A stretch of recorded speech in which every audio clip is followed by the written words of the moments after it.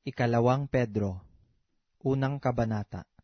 Si Simon Pedro na alipin at apostol ni Hesukristo, sa nagsipagkamit na kasama namin ng mahalagang pananampalataya sa katuwiran ng ating Diyos at tagapagligtas na si Hesukristo. Biyaya at kapayapaan ang sa inyo'y dumami sa pagkakakilala sa Diyos at kay Jesus na Panginoon natin. Yamang ipinagkaloob sa atin ng Kanyang banal na kapangyarihan ang lahat ng mga bagay na nauukol sa kabuhayan at sa kabanalan, sa pamamagitan ng pagkakakilala sa Kanya na tumawag sa atin sa pamamagitan ng Kanyang sariling kaluwalhatian at kagalingan, na dahil dito ay ipinagkaloob niya sa atin ang Kanyang mahahalaga at napakadakilang pangako, upang sa pamamagitan ng mga ito ay makabahagi kayo sa kabanalang mula sa Diyos, yamang nakatanan sa kabulukang nasa sanglibutan dahil sa masamang pita. Oo, at dahil din dito, sa pagkaragdag sa ganang inyo ng buong sikap, ay ipamahagi ninyo sa inyong pananampalataya ang kagalingan, at sa kagalingan ay ang kaalaman,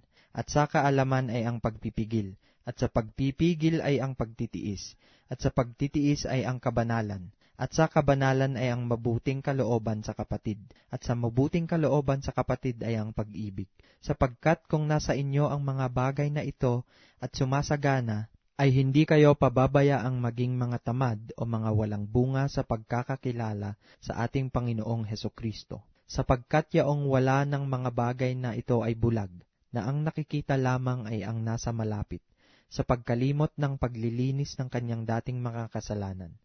Kaya mga kapatid, lalong pagsikapan ninyo na mga panatag kayo sa pagkatawag at pagkahirang sa inyo, sapagkat kung gawin ninyo ang mga bagay na ito ay hindi kayo mga titisod kailanman. Sapagkat sa gayon ay ipinamamahaging sagana sa inyo ang pagpasok sa kahariang walang hanggan ng Panginoon natin at tagapagligtas na si Hesukristo. Kaya't magiging handa akong lagi na ipaaalala ko sa inyo ang mga bagay na ito, bagamat inyong nalalaman at kayo'y pinatitibay sa katotohanang nasa inyo. At inaakala kong matuwid na samantalang ako'y nasa tabernakulong ito, ay kilusin ko kayo na ipaalaala ko sa inyo. Yamang aking nalalaman na dumarating na madali ang paghiwalay ko sa aking tabernakulo,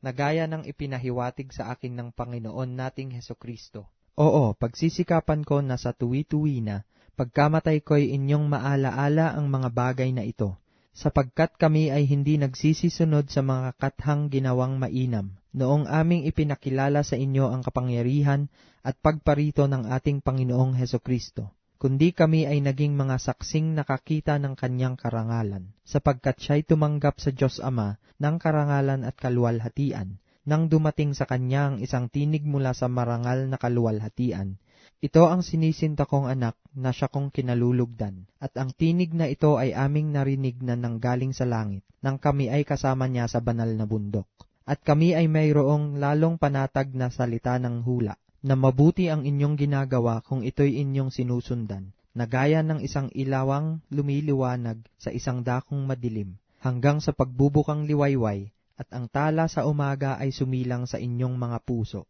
na maalaman mo na ito, na alinmang hula ng kasulatan ay hindi nagbuhat sa sariling pagpapaliwanag, sapagkat hindi sa kalooban ng tao dumating ang hula kailanman, kundi ang mga tao ay nagsalita buhat sa Diyos na nangaudyukan ng Espiritu Santo.